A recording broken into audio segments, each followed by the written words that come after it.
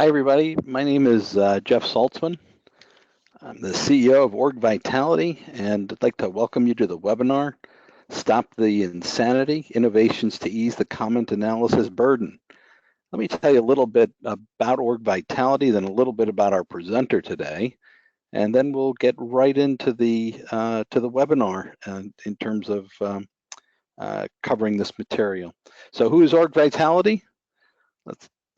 Org Vitality is industrial organizational psychologists and technologists. And what we like to do is really marry those two disciplines very, very closely, along with a good dose of project management to deliver organization effectiveness programs. So at Org Vitality, we're experts in designing projects that take into three components of all of our work. One, our projects will focus on the strategy of what the organization is trying to accomplish. We, as psychologists, of course, we like data, so we go out and measure and then measure again. We analyze the results and share the results back with our clients, and we'd like to do so in a way that creates change or action or improvement within our clients. Right from day one, we were very interested in how do we build the technology into our systems so that technology isn't a bolt-on, but rather it's an integral part of how we execute on our work. So where have we done some of these things? Where have we experienced? In quite a few places, as it turns out. Let's go on to the next slide.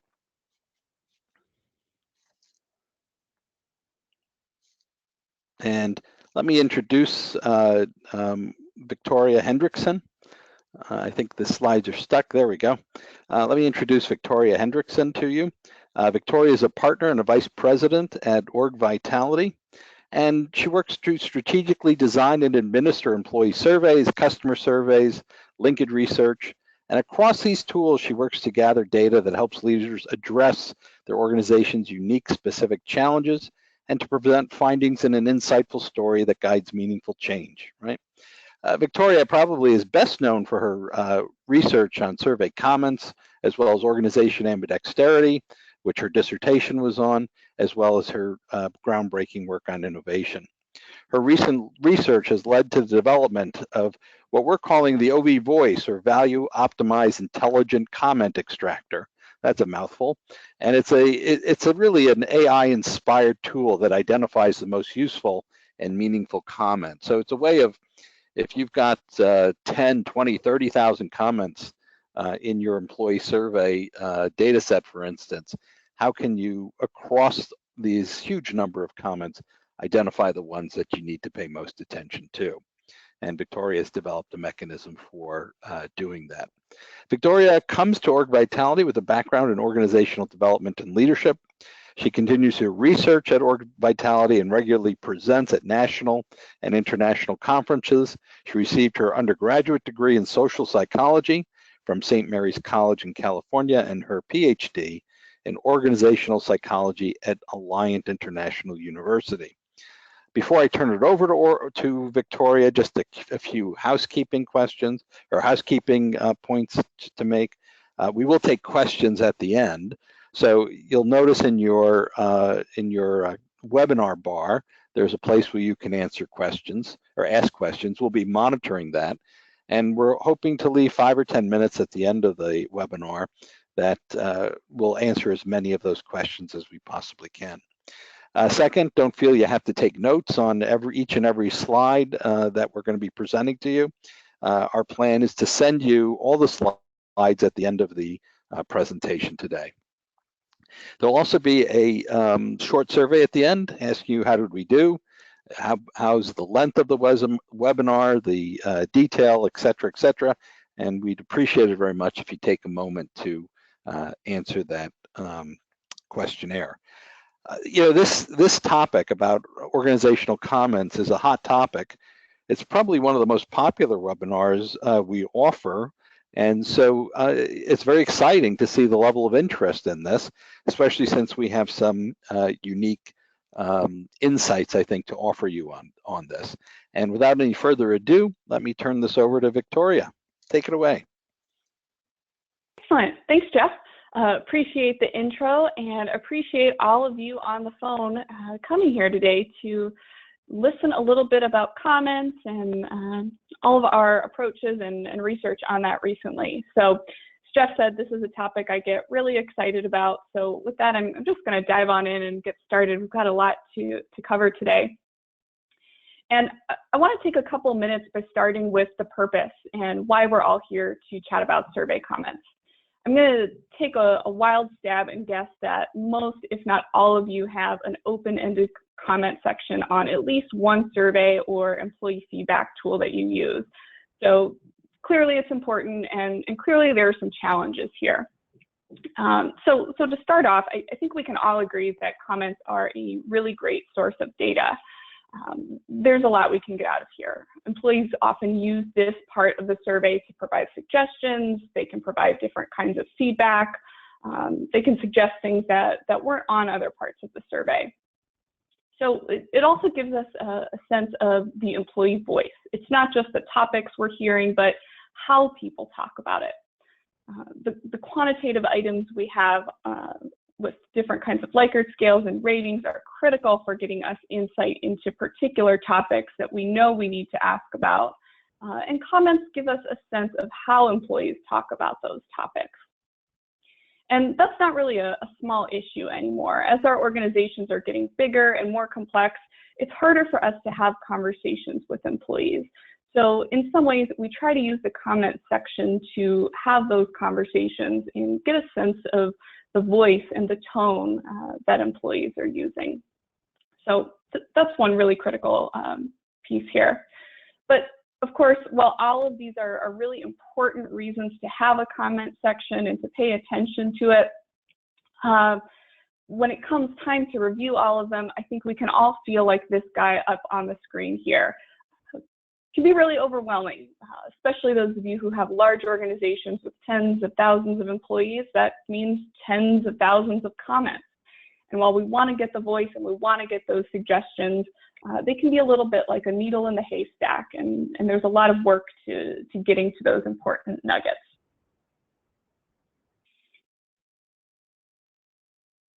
And part of that challenge is, I think we expect a lot from our comments. So we're just talking about the voice and different things we can get out of comments, but there's a lot more. So if we think about the blank box at the end of the survey, I think a lot of us have ambitions of using the data in so many different ways. When we think about comments, we say, hey, we can get sentiment out of there. We can hear our employees talking about particular topics in a positive or negative way. And we can look for suggestions. What do employees see as ways to improve different kinds of things in the workplace? Or topics.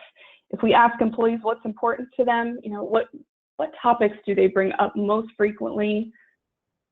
Instant feedback, I think, as we're seeing more kinds of continuous listening and frequent surveys, we can hear the voice of the employee more regularly. And more questions. Often the comment section is a great opportunity to say, what didn't we know to ask? What else is on the minds of employees that we don't yet have on the survey? So that's another ambition we can have. And so here we are expecting all of these things to magically come out of that black box, ready to use and ready to move forward. And what we actually end up with is a mountain of text data and a lot of work. Now, thankfully, we've got a lot of options of how we deal with that data. I think we've all hand-coded plenty of comments at some point, but now more than ever, we have a variety of technology-driven solutions, and those can help us process and analyze text data in a way that either mirrors what we've done by hand before or looks to find something new. And each of those works really differently. So one of the keys for success is to find the right solution to most fit what you need out of the comments. And so that's one key challenge we're going to talk about today is, given all of the possibilities in the comments and all of the possibilities in technology solutions, how do you find what's best and what's going to get you what you most need? And that takes us to this question up here. Matching the right text solution to your comment purpose is certainly one challenge, and there are a lot of others. So often we hear that organizations struggle at different stages of putting together a good open-ended comment approach. So that might be from what is the right question to ask to how do you make sure you're getting good data back that can really drive that change forward. And how do you make sure you have a good user experience, that employees are going to provide you good comments and provide you good comments over time? So with all of these in mind, we recently surveyed a group of experienced survey professionals, like all of you on the phone, to ask what are their comment challenges and what are most critical to address. So we got some interesting results here. I'm going to show you those in a word cloud, which is going to show you the most frequent words with the bigger text here. So the first thing we notice is there's a lot. So all of you have a lot of comment challenges, from it's a really time-consuming process to how do you find the employee voice, and it can be a really manual process. But overall, across this survey, we found that the most common challenges were the overall burden of the comment section. So labor-intensive, time-consuming process, as well as how do you code for themes and use software. And so looking at that, we often find that the challenges of that labor-intensive coding process and finding the right use of software or machine learning can feel like a forced choice sometimes. People often think it's either spend an enormous amount of time reading and coding all of those comments, or you step back and you let the machine do the work. And while that is a choice out there, we find that the choice isn't quite that hard and fast. It's important to have some other choices and other analytical options. So one of those will be the voice that Jeff mentioned earlier, and we'll talk about that in a little bit. But first, we want to start from the very beginning, and in order to choose an approach, we want to start with what your comment priorities might be so that we can weave those in throughout an overall comment approach. And of course, that first step in building a solid approach is to ask what you most want out of those comments.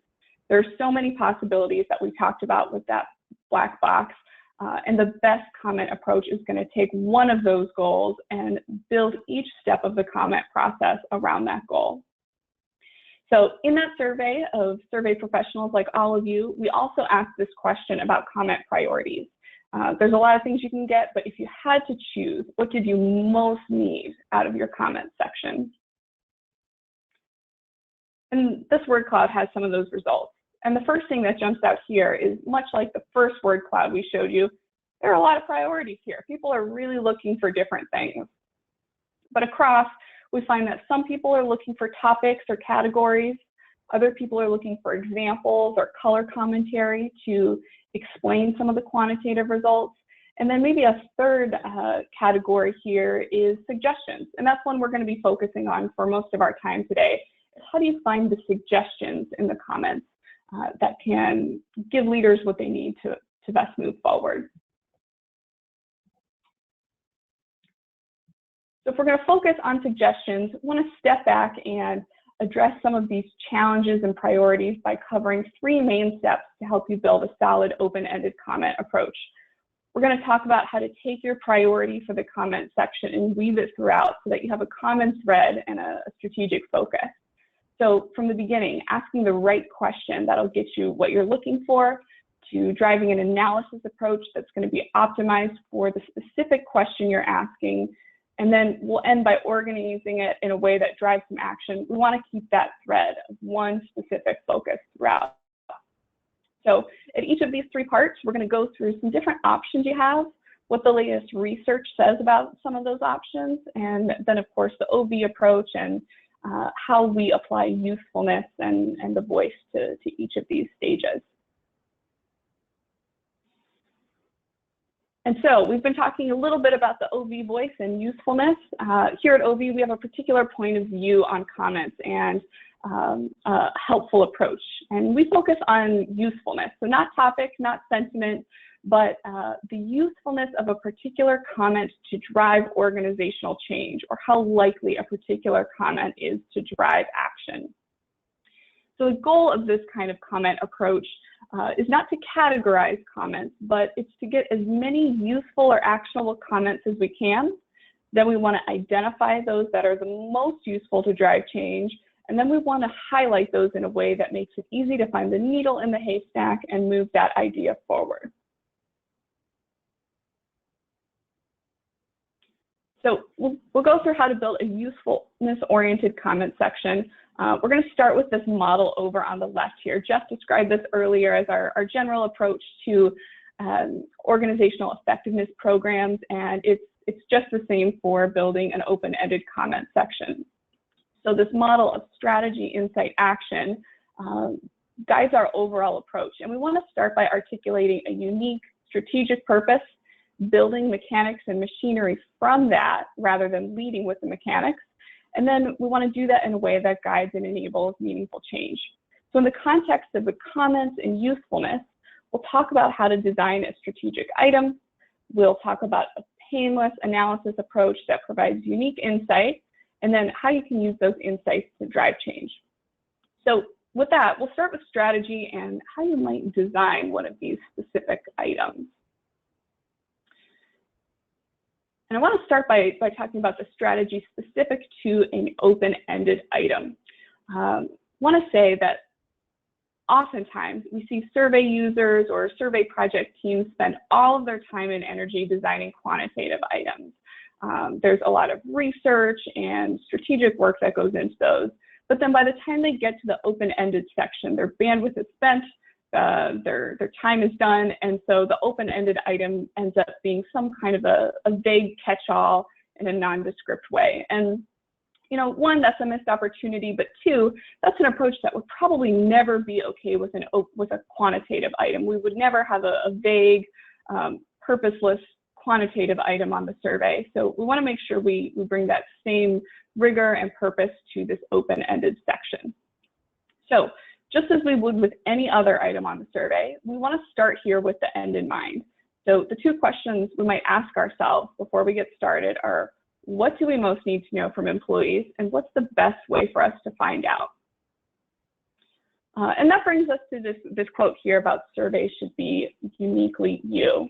At OV, one of our core beliefs is that your survey should reflect your unique strategy and your culture. If you read through your survey questions, it shouldn't feel like a survey that could be broadly applicable to other companies or other industries, but it should reflect the things that are most unique about your organization, and it should gather the data that your leaders most want to hear from. And so once you've identified what those critical topics are that are uniquely you, that your leaders most want to hear about, we want to ask your employees those directly. We want to ask employees what they see and not try to scrutinize them or guess what they mean. So what I mean by that is oftentimes we hear that people want to know about strategic topics. They want to know about scalability. They want to know about quality. You know, what can employees give them to move those topics forward? But then when we look at their survey, they're asking really broad questions about engagement. And engagement's fine and important and belongs on a survey, but it's not the end-all be-all. We want to make sure that we ask employees directly about the critical, unique topics that your leaders really need data on. And your employees are often closest to those topics, and so they're the ones doing the work, interacting with your customers, and out in the field. So we want to take this more direct approach. And then if we step back and look at the research, there are a couple of questions out there that people have been looking at. And the first is whether a general, broad, open-ended item is better than a specific or focused one. We've got two examples here. These two are often tested out there as which is going to get you more data and which is going to get you better data. This one about, is there anything else you'd like to tell us, is a common one. And I think we've all seen that on different surveys. And across so many different research studies, both in IO research and some public sector research, there is so much more support for specific questions. The broad question on the left often gets us really disjointed feedback that's hard to analyze, whereas the specific questions not only get us more responses, but they get us comments that have better usefulness, better quality, and better relevance to a specific question we're asking. So overall, we would definitely support the specific kind of question, and in a couple minutes, we'll talk about how to craft those specific questions. And then the second piece we're seeing in the research lately is whether positive or negatively phrased items work better. And here we see that positive and negatively phrased items get about the same comment rate, but negatively phrased items tend to gather comments with more detail. And that's a hard one to unpack. You know, people are willing to respond to both, but they're giving us a lot more if we're asking for suggestions or asking what went wrong.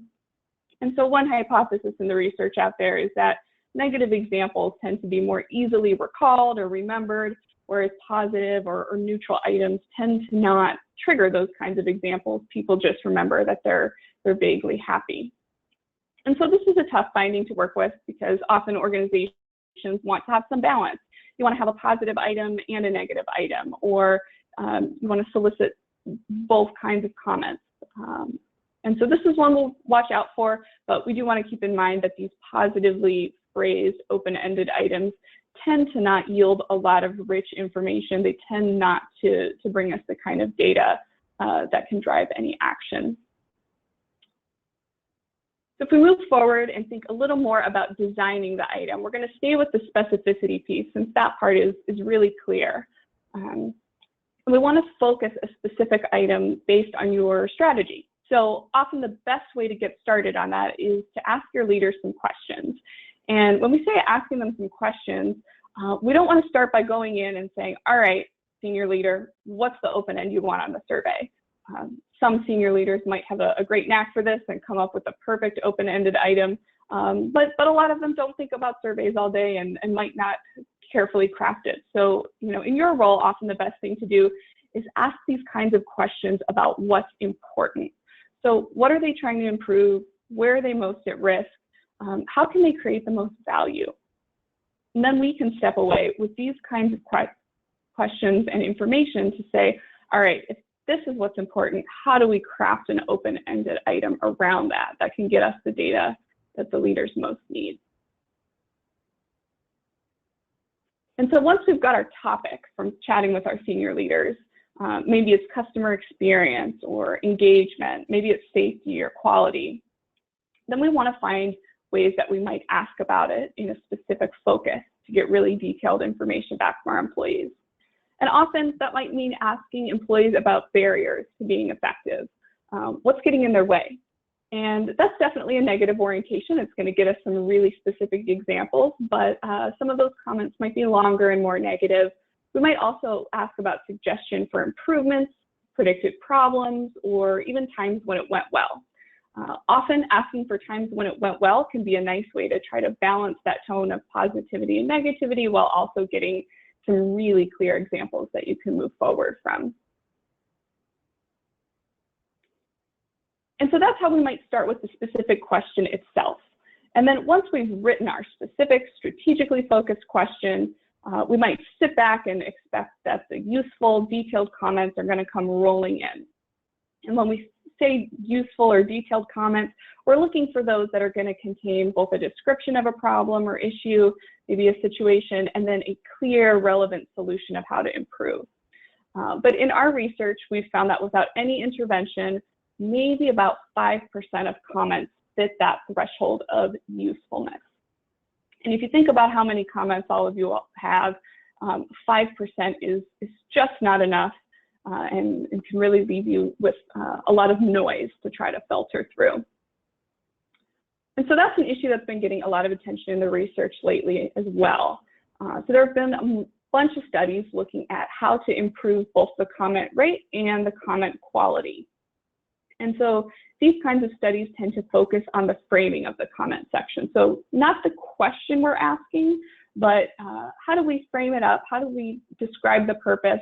And often this looks like the directions that appear at the top of the page before the comment box. So the traditional approach, one I think we've all seen, is to frame up the comment section by providing clear directions. So this might be something like explaining the purpose and telling people that the comments provided are anonymous. A more updated approach is to include what's called motivation text. So this is when a little bit of extra text is added to motivate more responses and more quality. And this usually focuses on the importance of the comments, and sometimes it encourages people to take their time. So you might get some text saying, your comments are really important to leadership. We're going to read through them all, so be sure to take your time and provide us as much detail as you want. And we found that this can be really helpful in improving comment rates as much as 10 to 15%. But what we've found, at least at OV, is that this might give us more comments, but it doesn't give us better comments. So if anything, that gives us a little more noise we need to filter through. So what we've done is we've built a more optimized approach, and we use carefully crafted nudges in order to provide employees with some guidance and some examples of what we're looking for in order to get more useful comments. So here, we might frame up what a useful comment is and provide some examples of how they might provide their feedback in a tangible way. So let's take and we found that that has given us a lot better data. So let's take a closer look at what those nudges are. And that concept of nudging is coming from behavioral economics. So specifically from Thaler and Sunstein, this book here on the screen, Nudge, is a great read. It has a lot of great examples and stories, but ultimately it comes down to nudging as a way to set up defaults or set up the choice in order to help people make a good choice. The idea is to make it easier to make that choice, but without taking away any options or incentivizing any of those options. So one example is on the screen right here, the way the food is placed on those shelves. So if you're tasked with picking a snack, you're equally free to choose anything here. You could choose the candy on the bottom shelf, you can choose the fruit on the top, but studies show if you come up to this, you're probably more likely to grab the fruit, and that's because the fruit is at your eye level. So unbeknownst to you, someone has nudged you to make a healthy choice and pick that fruit. It's an easier, more automatic choice, but you could certainly make any choice there. And most of the research shows this tends to be pretty effective. So whether it's health and wellness venues like this one, or making 401k programs opt out instead of opt in, nudges are all around us, helping us make good choices. And we find that they're pretty effective on surveys as well. So we conducted an experimental study using the nudge. So in this study, half of our participants were randomly assigned to receive a nudge, which was some more detailed instructions. And then the other half were assigned to a control condition with traditional instructions, just explaining confidentiality. And we found that we got 5 times more useful comments in the nudge group. And this is true not only of comments in North America, but over 100 countries, employees in different functions. Overall, the nudge really impacted the quality of the comments and also the rate of comments. So if this nudge sounds great, let's take an example of what this might look like. And we'll start with this example comment on the left. So in blue, we see this comment from a control condition. This employee was asked what would make this a better place to work, and they said implementation of various best practices. And that's fine. That could be a great idea, but we don't know what kinds of best practices they're looking for. We don't know what kind of problem they're trying to solve with these best practices. So overall, this doesn't give us a lot of information we can move forward from.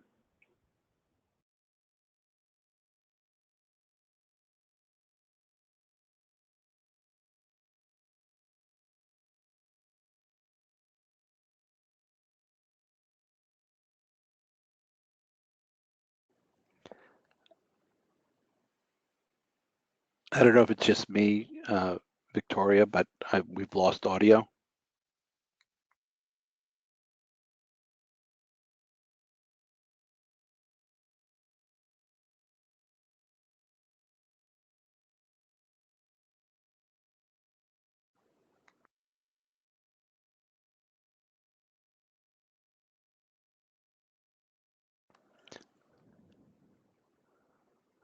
Victoria, I think we've lost audio. Can you check and see if you hit your mute button?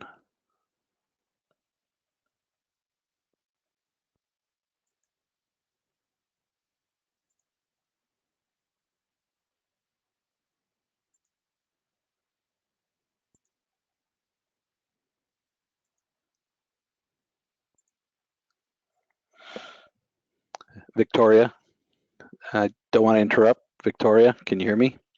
I think we've lost audio. Victoria, I think we've lost audio. I think you need to check your mute button.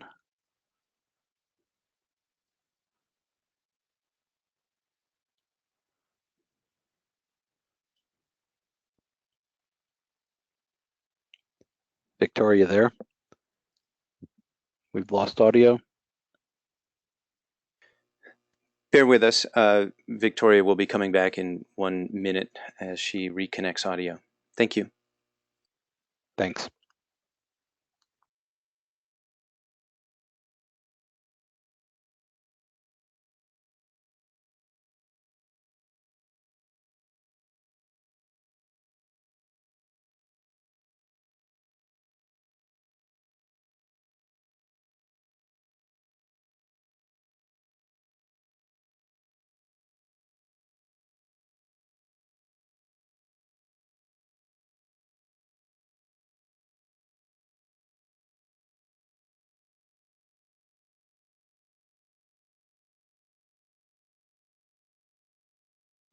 Sorry about this. We're working to reestablish an audio connection.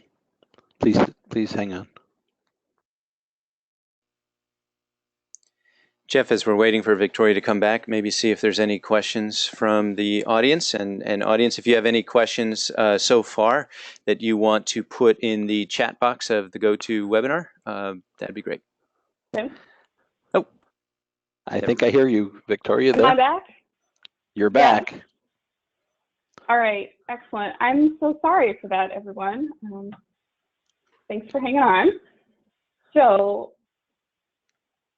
to my understanding, I was in the middle of this slide here about nudged and non-nudged comments. Is that a correct statement, a good place to pick back up? Go back one more slide, Victoria. All right. Here? Yeah, I think you should start here. Okay, perfect. So just to get back to where we were talking about the impact of nudges and that they can be really effective across different kinds of interventions. And we're starting to talk about how they're effective in surveys. So in an experimental survey, we randomly assigned people to either a non-nudge control condition or an experimental nudged condition where they get the more detailed instructions. And the short bullet to take away from this one is the nudge works. We got 5 times more useful comments in the nudge group compared to the control group. So from here, what we want to do is move forward and look at some examples of those nudged comments. So what we've got over here on the left in blue is a comment from the control group that did not receive the nudge. So this employee was asked, what is one change to make this a better place to work? And they said implementation of various best practices. It's a nice comment, it's helpful, but we don't know what best practices they're talking about. We don't know what problem they're trying to solve. So ultimately, there's not a lot we can move forward from here. So if we compare that to a nudged comment, over here on the right in green, we've got a comment from someone asked the same question. What's one change to make this a better place to work? And here's what they said. So they said, improve our shift. I'm fine with rotating shifts, but it would be better if we could have at least the same shift for 2 weeks in a row instead of every week be different, because having a completely different shift every single week can be very tiring.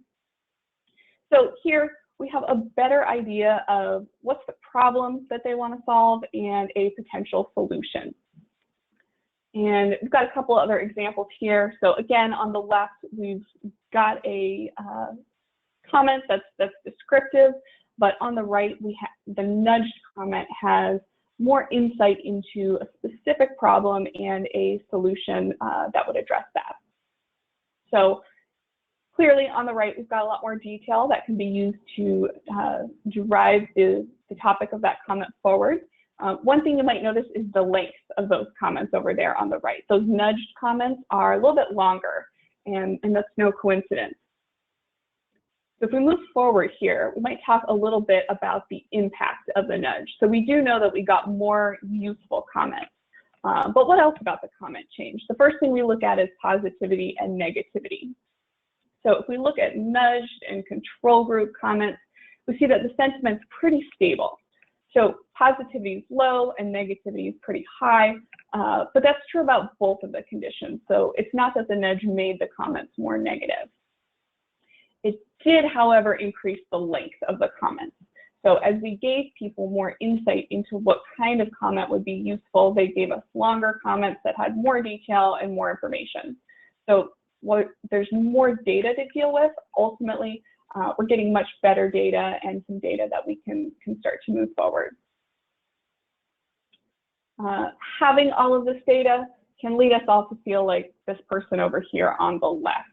At this stage of the comment process, a lot of you have probably felt like this. So you might have piles and piles of comments to deal with.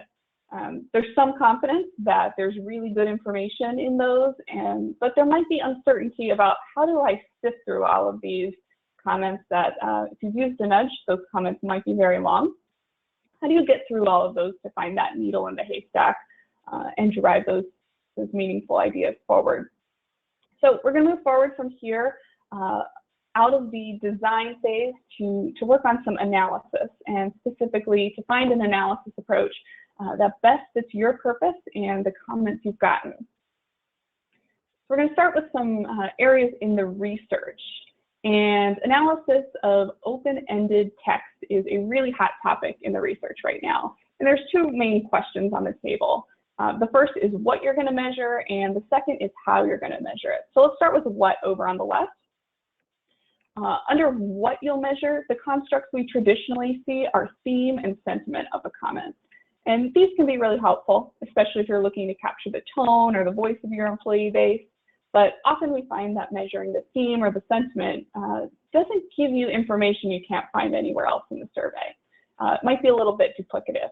So as an example, if you know tools and resources are a concern, you don't have to look at your comment section and find out that people are talking about tools with a frustrated tone. You can ask a quantitative item and find that those opinions are low, and you can find where they're low. So we recommend something like usefulness in order to get some data that you can't find anywhere else on your survey. So in the case of usefulness, you can find new issues and suggestions directly from employees.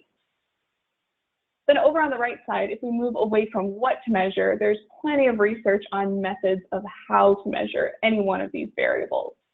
Up on the top, we've got trained coders. I don't think there's any doubt that using trained coders is a good, sound approach. The barrier is time. No one has a ton of time to code each comment, especially as we're starting to get more and more employees writing comments, and we are fielding more surveys. So the mountain is just getting higher. So that takes us to a more technology-driven approach like software or machine learning.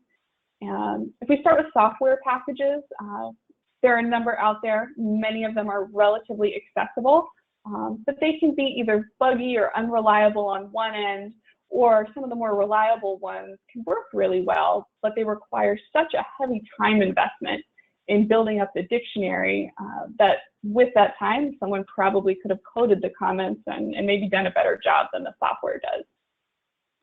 That takes us to machine learning and other AI approaches. It's an emerging approach that gets a lot of excitement. A lot of organizations are really looking forward to this. It's a great way to process a lot of comments at scale. It's certainly very quick, but a good program requires supervision, and it requires some time for the machine to learn and adapt to the data set. So the approach we use at OV takes a little bit from each of these. We like to think it takes the best from each of these approaches. And that takes us to the voice that Jeff mentioned earlier. So we'll talk about that in a little more depth now. So the voice, it certainly is a mouthful. It is the value optimized intelligent comment extractor. So it's an automated algorithm, works very quickly, but it's based on all of our usefulness research, some of which we've been talking about today. So what it does is it takes what we know about a comment and useful comments, other opinions on the survey, and demographics, and it assigns what we call a UQ score to every comment you receive. And that UQ score, it's usefulness quotient, it predicts how useful or actionable each comment is. So that score is calculated based on characteristics of the comment, opinions that that employee has about work and the work environment, and some demographics. Although one thing that's great about UQ and useful comments is that they can certainly come from anywhere in the organization. So this helps us identify which are those comments that float to the top that are most likely to have really specific description of a problem and a relevant solution. So if that's what it is, let's take a look and see what it looks like. And here on the bottom right, we've got an example of a UQ-driven report. First thing to say about this, these kinds of reports are not for your typical frontline managers. These are probably for people like all of you on the phone that might be master users or survey program leads. They might also be used in more centralized groups or some really savvy top executives that have mountains of data that they need to get through. And so the goal here is to organize your reporting in a way that's going to allow different views or segmentations of those comments by usefulness, by opinions, and by demographics. And what that lets you do is make comparisons across different groups and between groups in order to get more insight. So we'll dive into some examples of how to use that in a moment, but let's talk about setting this up for action. So one of the big considerations in designing the right kind of comment report is setting it up so that people can move forward on these ideas. And there are a couple of things to consider here. The first is who does have an assignment to act on these comments. If we're setting up reports for a manager that's got 20 or 30 responses, that's much different than setting it up for a leader who's got 20,000.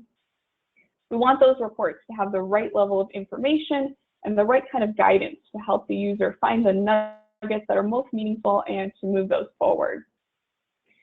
And so if that's who's getting an assignment and what they're doing, what are we going to provide them? We'll look at some examples in a moment, but what we want to think about is lining up different data points to help the user find new insights that they can't find anywhere else on the survey. And we want to set that up based on the survey's strategic purpose that we laid out in the very beginning. And then once you've set up all of these different pieces, we want to think about support. A lot of what we might be talking about might make sense to all of you on the phone, and this approach may be ready to use, but a lot of managers need some support on framing and what they're supposed to do when they get these kinds of reports. So often your role is helping them through that. So let's start with who and who's going to get some comments. And there's a lot of choices here. The most important and often quickest one out the door tends to be executive leadership.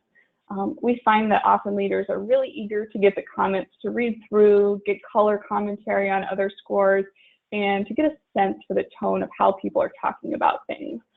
Oftentimes, once we give quantitative reports, we just hear, well, let me see the comments. I need to see the comments to understand the score. So we certainly want to get comments in the hands of executive leaders right away. The second is HR or OD kinds of groups, more centralized groups that might need these kinds of comments to find hotspot issues or to find suggestions on how to make things better. In a similar way, these are high-level users that are going to look across comments in the company, maybe looking for broad themes. So in a different sense, there are also users who might want to go the other way and go deeper on a smaller set of comments. Managers fall into this category. They tend to not be looking across the company on comments, but they want to understand a small set of comments specific to their team, and they want to understand those really well in a lot of detail.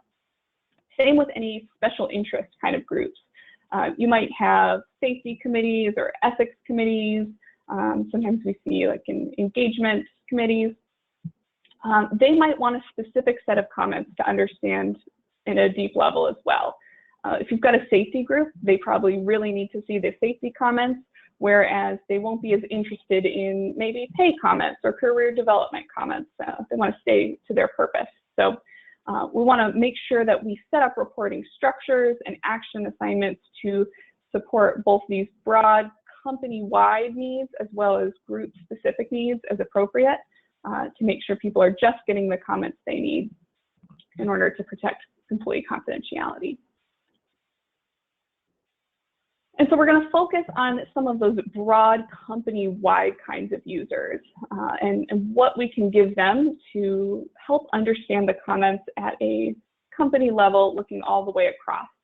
So here we've got an example of a master user company-wide kind of report. And this is to help the user get some targeted insight. So the first thing to point out here is the organization and the different kinds of columns we've got here. So for each comment in a row, we have relevant demographics, we've got some opinions, self-coded topics, and a usefulness score for that comment. So the question here that we've got in the middle is, what would make this company a better place to work? So a lot of different comments here. We can sort them based on whether the employee intends to stay or leave in that opinions column. We can then sort and filter by level to see how problems or suggestions provided might be different across those kinds of groups, and make some different comparisons there. And one point to note is this is one example of different kinds of fields we might include for this kind of engagement-focused item. Those would change based on the open-ended item. So if we had a more culture-oriented question, we might want to sort by tenure to see how opinions vary based on when the employee joined the company. We might want to see a willingness to recommend or something like that. And then, of course, with all this sorting, we would then go back to floating the highest UQ comments to the top and prioritizing those. So if we had to hand a leader a couple of comments to read, we would float those up and say, these are the ones that have the most detail and will give you the best sense. So a lot of information here, but the goal is to be able to create and compare comments in meaningful groups so that people can move forward. And aside from organization, there are going to be other kinds of support people need. Often when we provide these kinds of comment reports, leaders, they get really excited and they dive in. So sometimes they'll go through, read them all, find one tricky one, and proceed to ask all kinds of details and what ifs to uncover motives. What did this person mean, or what are they thinking about here?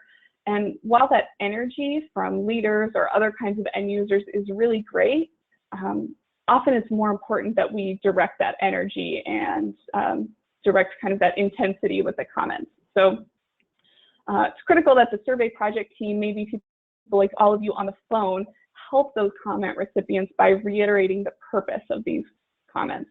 So, it's not to understand each one and each, motive behind the comment, but it's to add color to those quantitative scores. It's to give you suggestions of how to improve things that might have come up on the quantitative results. So you might provide this as well as some context and a clear assignment. Often, if we tell leaders what to look for in the comments, they're able to find the suggestions that they can implement or find those hot spots to address rather than getting bogged down in the details. So we'd recommend telling each leader, find 3 things you can take from here and implement, and find 3 things you want to bring up in conversations with your employees. And that'll keep them at a high level. So bringing it all together, we're going to come back to our strategy, insight, and action model. We've gone through 6 steps of creating a strategic survey comment approach. So in the very beginning, we talked about articulating a clear purpose. So this is where we want to create a focused item that ties into your strategic challenges in a way that can gather some really valuable data. And then we talked about optimizing that question by using nudges or other kinds of text to encourage people to write detailed, useful comments. Once we've got that part set and we start getting the comments back, we want to start to think about the insight and how you might analyze the data that you've received from your survey comments. So in particular, we talked about using usefulness, where you might find insight or value that you can't find anywhere else on your survey. and then how you might look at those comments, whether by usefulness or other kinds of segmentation, to find and highlight the comments that you most want leaders to see, you most want to move forward. And then, of course, to drive action, we want to distribute the right comments to the right crowd, and we want to make sure they're set up to go through these in a constructive way rather than getting bogged down. So stepping back, clearly, a lot of choices to make at each of these 6 steps. Depending on choices you make at each one, you could end up with so many possible outcomes. But by following these steps and sticking with some of these foundations, you can ensure that each one is aligned with strategy and will get you some valuable data.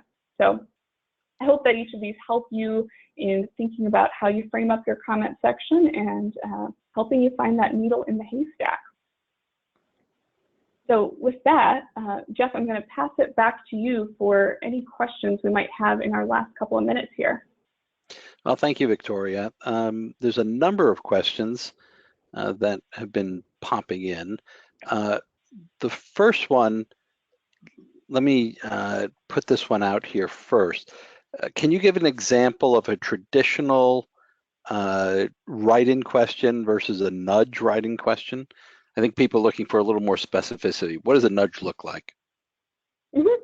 So 2 things I want to separate. The first is kind of what the nudge is. So the nudge can actually apply across survey questions. The nudge is really the directions for the comments section. So what the nudge does is it frames up what we're most looking for out of the comment section, and then often the specific survey item follows. So a traditional approach might be at the top of the page. We'll say, here you'll have a chance to provide us comments and feedback. Everything will be anonymous, etc. And then you have your open-ended question that might be, tell us anything you haven't told us so far, or what's one change to make this a better place to work, etc. On the other hand, a nudge is going to help the respondent understand what useful feedback is. So in addition to clarifying anonymity, there will be some statement of importance that these comments are important for leaders, and what we're most looking for are the kinds of comments that are descriptive and specific enough to help us understand a problem or solution. There might also be some examples around what useful feedback looks like. And then we would ask that specific targeted question, maybe something like, what one change would help us meet our strategic goals of becoming solution selling oriented this year, something like that. So I think it's fair to say, tell me if you agree, that what the nudge is really doing is making the assumption that people want to give useful feedback, and what you're doing is describing what useful feedback looks like. Yes, exactly. So we're giving them some examples so that they can give us that kind of useful feedback, and we've found that most people do want to give us that useful feedback. You'll still get a few people that just write, pay me more. You're always going to get those, but most people try to follow that structure. They want to do a good job, right? They do. There's one question, but there's like 2 sides to this. So let me lay them both out there for you and let you just react to this. So the one question is, given the difficulty that people have with write-ins and how much work is involved with write-ins and so forth, do you ever see a survey that just doesn't have them? In other words, let's just do quantitative data and leave off the write-in to simplify everybody's life. And the flip side question is given the power of this approach, have you ever seen a survey that does away with the quantitative and only has a write-in? So, what are your reactions, thoughts about the usefulness of having only write-ins and the usefulness of having no write-ins? Oh, interesting. Pendulum swings. Okay. So I will start with the first piece, which is, have we seen surveys without write-ins? Yes, we have. Certainly the burden has become too much for some people, or they have found the comments not to drive things forward, so they've decided to try it without write-ins. And one thing I would say is employees notice that. So there was a really great presentation at SIOP this year about comments and different types of open-ended questions. And there was one organization who they didn't even take the write-in away, but they restricted it. And their biggest finding was not even the content of what they got in that write-in, but it was employees' reactions. And they were really upset that their write-in was restricted. And the overwhelming feedback was that they felt their voice had been taken away, that year after year, they're used to this opportunity of being able to provide their feedback. And some of them had saved up things that they wanted to write in the write-in, and suddenly they felt like this venue was taken away. And so I think it's important to remember that not only are we getting the employee voice and employee feedback from these write-ins, but it's also a symbol of providing opportunity for voice. And so I would hesitate to remove a write-in if you've traditionally had one. On the other side of have we seen surveys with only write-ins, I'm scratching my head a little bit in that I don't know if we've seen that exactly recently, but we have seen more desire to capitalize on unstructured or text data. So whether that's using employee blogs or comments to different kinds of things that might not be a survey, there's definitely a realization that we have a lot of text data out there, and how can we optimize it and get the most we can out of that data. I just to chime in there, Victoria, there are a few surveys where I can recall that was only comment, and I think my all-time favorite was a survey that was written by a CEO of a company, and they called it the Stupid Survey, his name, and the survey consisted of one item that simply said, tell us something that we're doing that is stupid that we should stop doing. And that was the entire survey. So they had a little bit of fun with that, but they actually felt like they got a lot of good information from that survey. Oh, that's great. So here's another, well, we actually have maybe time for just one more question. It's 1:27 already. So maybe a short answer on this one, Victoria. All the different analyses techniques that you showed, is there a time when these different analysis methods, whether it's the automated or the personnel going in and reading the comments and categorizing them, are there times when one method wins out over the other? What's the better choice? Mm-hmm. Great question. And I think it depends what you're most looking for. When you're looking for suggestions or, I think the algorithm is great. When you are looking for clear categories that you know exist because you've done this survey for years and years, I think machine learning approaches can really scale. But I think where human coding and a brain is just so important is when you don't quite know what you're looking for, and a trained researcher can do so much at extracting what you didn't know to look for from those comments. Okay, I think we're going to have to end the comments there. There is a short survey at the end as you exit that we'd really love for you to print out. Remember, you will be getting these write-ins, or these, not the write-ins, I've got write-ins on the brain, but these slides, we'll be sending them out to you, and that will have contact details on it. So if you'd like to find out anything more about Victoria's approach to comments, all you have to do is respond when you get that email. A couple of other webinars coming soon. Keep your eyes open for an invite. One is on corporate social responsibility. Second on, is the traditional survey dead? People are looking at continuous listening and pulsing, and what is the impact of that on traditional surveys? Navigating the tech choices in the world today. All sorts of technology has been being implemented for different kinds of surveys. And also, is innovation dead? Some tantalizing titles. So keep your eyes open to invites to these webinars. I thank you very much for coming to today's session. And Victoria, let me give you the last word. Anything you'd like to conclude on? Just want to say thank you to everyone for attending and hanging in through the audio issues, and I would be more than happy to talk to any one of you about comments or anything else survey related. All right, thank you all for coming, and with that, we're going to conclude the webinar. Thanks, everybody.